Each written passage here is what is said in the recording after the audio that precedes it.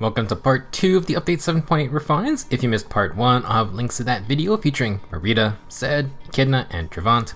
This time we're talking about Spring Est plus the remixes for Mythic Freyja and Legendary Seliph. Let's just get into it. First up, Spring Est is our seasonal refine. She's a flying blue mage with okay offensive stats, not the best defensive stats either, but Est has some ways to get around that. For her Eagle's Egg, this 14 white tome grants another +3 attack. If unit initiates or is within 2 spaces of an ally, grant +5 to all stats, neutralizes stat penalties, and unit makes a free follow-up attack. Pretty basic stuff. Eagle's Egg is always active on the player phase and now adds a free follow-up attack. For the refine, Est gets Kanto 1. At start of turn, inflict -6 defense res and exposure on nearest foes within 5 spaces, and spread that to foes within 2 spaces of that initial target. In combat, if Est has more than 25% health, she gets +4 to all stats, and if the foe has an active penalty, she prevents counterattacks. Another relatively simple refine, but Est will now become a hybrid support unit. She brings defense res debuffs and exposure, which makes enemies take 10 damage on each hit. That's a decent amount of extra damage, and exposure is excellent for brave attacks. Est herself will get +9 to all stats, which is fine. She gets a follow-up attack to double down on exposure and its debuffs. She then has Fire Sweep against debuffed foes. Unless they remove exposure, Est will block those counters. This solves one of the main issues for mage flyers, survivability. We just got Zephyr, who employs the Wind Sweep plus no follow-up to do a similar job, and we have another unit on the next banner that also uses that tactic. Est can just block counters from all unit types. Since she also has Kanto 1, Est can also hit and run. This can lead into some nice team follow-up attacks if you use those fly mobility skills. For playstyle, Spring Est basically inflicts her debuffs, doubles safely, and then Kantos away. She neutralizes stat debuffs on herself, which is good, and it also means don't use unity skills. If you just want more damage, Est can simply build more attack and speed. Attack and speed catch will proc both of its conditions for that +9, and you can run something like Seal Res 4 in the B slot. Catch does work on both phases if Est needs the enemy phase, but she does not have that many defensive tools outside of just pure stats. I think focusing on offensive moves will work better because Est can run fly mobility skills. Guidance 4 and Soaring Guidance are extremely strong for team warping. Est can initiate safely, do okay damage, and then Kanto backwards to let teammates warp ahead of her. If you don't got the tier 4 guidance skills, then their tier 3s can work as well, and you can also use air or ground orders. It's just tough to beat that absurd 2-space warp. Now, other ways to set up these skills is letting Est warp herself. Oath 4, Aerobatics, Fly Formation, etc. can give Est more attack options, and then you can just Kanto, which can open up more guidance options for the team. Wings of Mercy can also work here, although Est needs to fight debuff foes to stay safe. For some other skills, since she has Fire Sweep and already lays down exposure, you can run out of combat damage skills to try and whittle down really tanky enemies. Single or double Poison Strike / Savage Blow builds are available. You can also apply any smoke debuffs such as Fatal Smoke to stop healing, Pulse Smoke to uncharge specials, etc. Moving on, if you want some slightly more common skills, Est is fine with something like Swift Sparrow 3. You can use Rain C skills for debuffs, and you could also use Heavy Blade for cooldown. Overall, Est definitely isn't going to be a crazy attacker herself, but initiate safely is good for mages. Having Kanto 1 also opens up some nice synergy if you can get Guidance 4, plus Est boosts the team's whole damage with her defense res debuffs and that exposure status. She can be a nice ally if you want to run certain triangle attack shenanigans. If you are looking for a more volatile flying mage that's new, you may want to pay attention to the next banner, because oh boy. Next up, we have a remix for Mythic Freyja, just in time for the release of Freyja, plus the current book for Tempest side plot. Freyja is a light mythic green beast cavalier that is still extremely fast. Her Nightmare Horn still grants +3 speed and distant counter. If the enemy is above 50% health, Freyja is going to get +4 to all stats. She still has her 40% dodge damage reduction, and will get the new Beast Cavalry Transformation bonus. This is now a Clash type condition, it works on both phases, and can grant 30% DR if the initiator moves 2 or more spaces. Freyja can now stack %DR skills for I believe 58% damage reduction at full strength. As for the refine, it grants near trace Kanto, so Kanto remaining +1. Freyja gets accelerated specials, which is nice, and if she's above 25% health, she gets another +4 stats and full no follow-up effects. Nothing too crazy here. No follow-up was kind of expected for one of the fastest units in the game, and Freyja adds +8 to all stats for general combat. She gets extra DR for distant counter, and Kanto for player phase retreat options. For the new Binding Necklace Plus, I'm a little sad they went back to the Plus naming convention. For whatever reason, they gave Bravimon's passive a brand new name, but we just went back to the dumb Plus add-on. It's not an inheritable skill. For Binding Necklace Plus, it lets Freyja transform at all times. This lets her use the new transformation bonus. Freyja also gets the Phantom Speed effect for +7 speed in speed comparisons only. If the foe were to initiate, or Freyja is next to one or fewer allies, she gets +3 to all stats, inflicts -3 to all of the foe's stats, gains no guard, and then retains her buff stealing mechanic. If the foe were to have +6 field buffs, Freyja inflicts -6 to cancel them out in combat, and she will gain +6 stats herself in combat. It's not a neutralization, but numerically, she basically steals them from the enemy. Now, Binding Necklace Plus adds a lot of good stuff: permanent transformation, Phantom Speed for dodge, and the solo condition has been loosened to work with one adjacent ally in case you need to initiate next to an ally. The stat changes went from +2 and -2 to +3 and -3. Slight increase is nice. Freyja then pairs no guard with the new accelerated specials. Overall, there's a lot of nice additions here, but Freyja is still a pure combat mythic. All of these new skills contribute to better performance in both phases, but for Aether Raids, I don't know if using the lowest BST movement type for distant counter without bonus blessing stats is the best idea.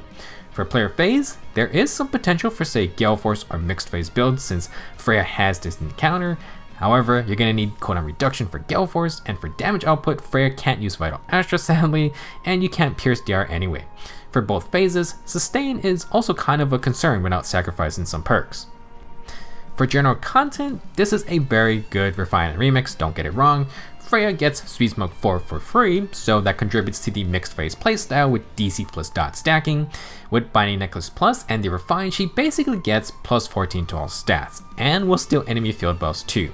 That is all good stuff, but I'm not sure it's enough if you want to outright tank in Aether Raids. I do think there's player phase potential if Freyja teams up with someone like Virtuous. Virtuous can inflict AoE gravity and has Gale Force centric kit. If she can lock down enemies, that could make it easier to control how many enemies target Freyja. You can then leave Freyja in attack range with her DC and dodge stacking. Now, let's just move on to some other skills to use. Obviously, Attack and Speed Clash is a nice option for Cavaliers, but Attack and Speed Catch is fine too. We are getting Attack and Speed Catch Sacred Seal, but solo works as well.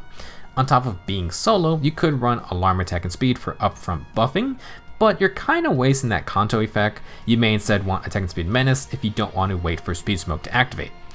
Going back to A skills, like Echidna, you could run DC with Unity. It's not full Unity coverage, but any Unity stacking with Legendary Robin is just gross.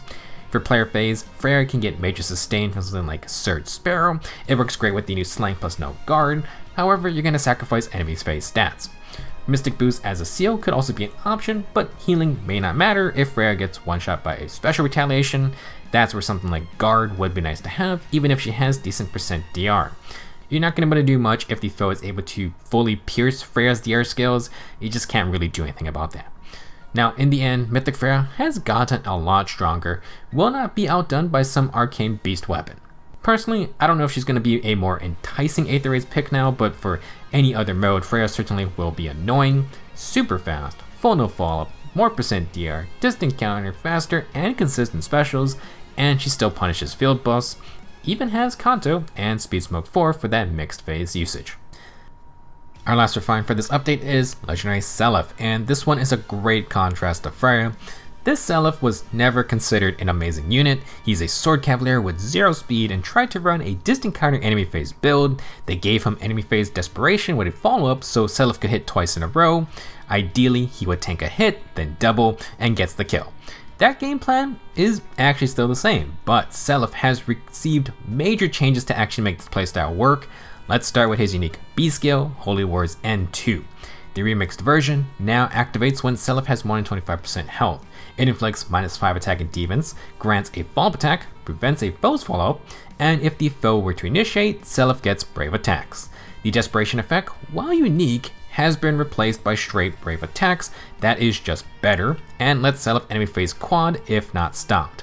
In addition to extra debuffing, Seliph can use his follow-up on the player phase, but this is not recommended. He will not get brave hits, and he won't get his signature ability either. Let's now talk about Virtuous Tyrfing, which got one of the craziest refines ever.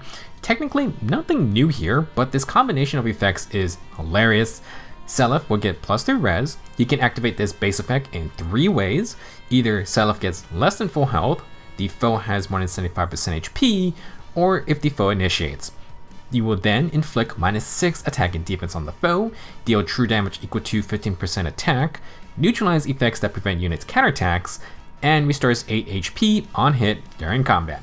You can kinda ignore the activation conditions because it always works in the enemy phase, which is all Seliph cares about. He will get extra damage, heal 1 more HP on hit than before, and most importantly, he now has Legendary Disrupt.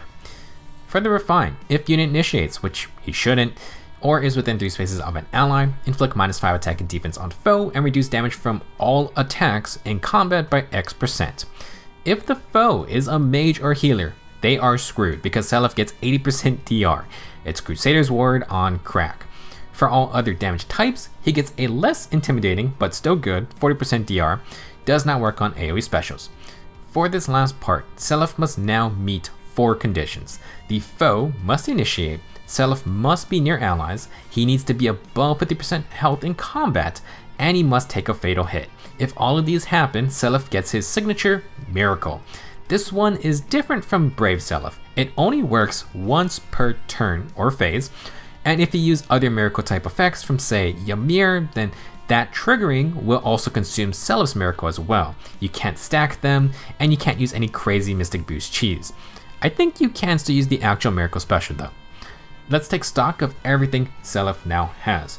On the enemy phase, he gets Brave Attacks, Omnibreaker, Legendary Disrupt, 80% DR against mages or healers, otherwise 40% DR against everyone else. He has -16 attack and defense debuffs, attack scaling true damage, and good old Miracle. Seliph also heals 8 HP on hit. Let's discuss a mage matchup. Seliph straight up has 80% damage reduction against all their attacks. They are not killing him without DR piercing. Let's say they drop a special spell for nuke. Well, Seliph will live thanks to Miracle. He now counterattacks. If the attacker is not bulky, they're probably dead. Seliph may not KO everyone on his turn, which leaves him open to dying on their follow-ups, and Miracle only procs above 50% HP in combat. However, he is an incredibly strong counter to squishy glass cannons. Let's take Spring Est for example. Est's safety relies entirely on Fire Sweep. Legendary Disrupt hard counters that, and she will need to take a lot more damage reduction and defense to survive. Now, one way to take Seliph out is multiple hits in a row. Ced's Refine gives him Desperation. Let's say he has a special spell for a nuke that chunks Seliph under 50% health. Miracle can no longer proc, and Desperation will give Ced another attack. First off, he needs to get through another 80% DR. Let's just assume, for this example, he can pierce that as well. Desperation lets Ced finish Seliph off. However, Seliph can stop this from happening by using a little old sacred seal called Hardy Bearing. Completely counters Desperation. This means Ced gets his one attack, Seliph cannot get one shot due to Miracle, and now Seliph gets to counter. Pure glass cannons like Ced are screwed. With Legendary Disrupt stopping Fire Sweep, the only way to take Seliph out in one go is having Brave Attacks. The first Brave hit must take Seliph out of Miracle range, second hit must finish him off. If he lives, you have to tank 2 pretty powerful hits before getting to quad. Like Brave Dimitri, Seliph is not invincible, but god dang is he going to destroy a lot of units now. His player phase is nothing special at all, but unlike Freyja, Seliph went all in on the enemy phasing. He gets Distant Ferocity for free, and that's basically build done. Hardy Bearing is so good against Desperation, and a lot of squishy units like to have that, but you can swap to stat boosters if you want. For the C slot, you can keep Joint Home Defense, but you could also upgrade to Alarm Attack and Defense. Attack and Defense Menace, also an option, but again, Seliph doesn't really want to initiate if possible. If you can give one support to Seliph, I would recommend someone with Breath type cooldown. Thor, Legendary Heineka, etc. That will open his special options because he can ready Ignis for his second hit.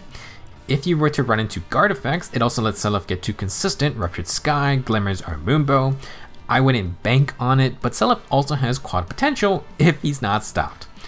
Overall, Legendary Seliph has pulled off a miracle for himself. His actual miracle effect is a little more limited than, say, Brave Seliph. However, Legendary Seliph is a fairly dangerous distant counter unit now. 80% damage reduction is so stupid when you have Miracle in your back pocket. Very impressive refine and remix. If you see this Seliph around, you really need a strong Brave attack plan or a tanky unit when initiating. That's all I got for the update 7.8 refines. All around, rather solid batch. Legendary Seliph definitely up there for one of the most improved units in the game. If you missed part 1, we went over Trevant, Echidna, Sed, and Merida. Check those out as well. Thank you for watching. Go grab these fun new refines and remixes, and I will see you guys in the next video. We'll talk about the new Tea Time Seasonals.